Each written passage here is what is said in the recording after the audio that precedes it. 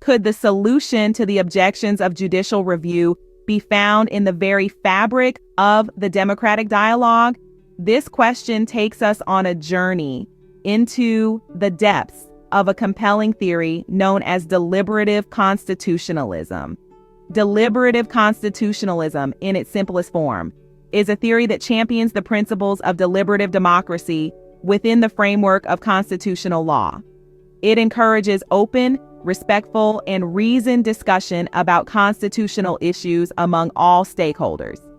This concept, while not entirely new, has gained significant traction in the academic debate in recent decades.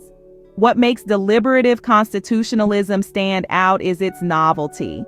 It offers an intriguing escape route from the traditional objections to judicial review, which primarily revolve around concerns of democratic legitimacy and the potential for judicial overreach. Deliberative constitutionalism proposes that these objections can be mitigated, if not entirely overcome, by ensuring that constitutional interpretation is a product of collective deliberation rather than the exclusive domain of the judiciary. However, the concept of deliberative constitutionalism is not without its own debates.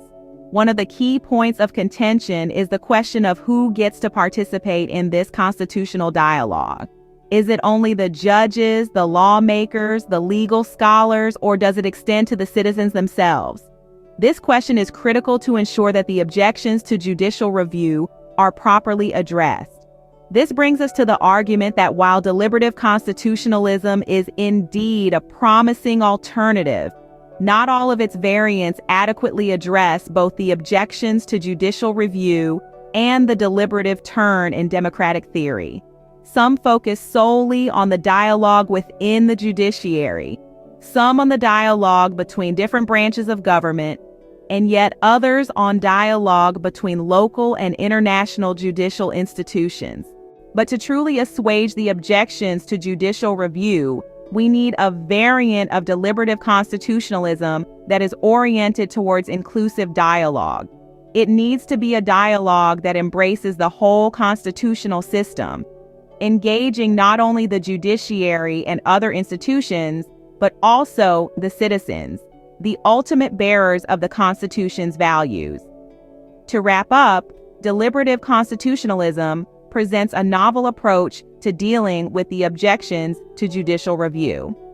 It calls for a shift towards a more inclusive and participatory interpretation of constitutional law, one that values and incorporates the collective wisdom of all stakeholders.